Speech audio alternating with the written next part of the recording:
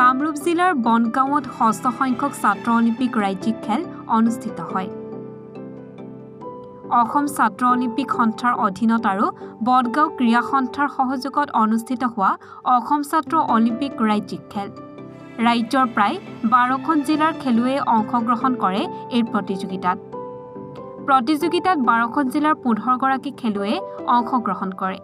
প্ৰতিযোগিতাত অনুষ্ঠিত হয় কেৰাটে, কুমফু আৰু উশ্বু। এই প্ৰতিযোগিতাত পদকজয়ী খেলুৱৈসকলক হাৰিয়ানাৰ মধুৰিচি ধ্যান বিশ্ববিদ্যালয়ত অনুষ্ঠিত হ'বলগীয়া ৰাষ্ট্ৰীয় খেলৰ বাবে নিৰ্বাচিত কৰা হয়। আমি ষষ্ঠ সংখ্যক ছাত্ৰ অলিম্পিক ৰাজ্যিক খেল অনুষ্ঠিত হৈ গ'ল। আমাৰ অসমৰ বিভিন্ন জিলাৰ পৰা খেলুৱৈসকল আহিছিলে। এই খেলত আমাৰ 150ৰো অধিক খেলুৱৈ ভাগ লৈছিলে।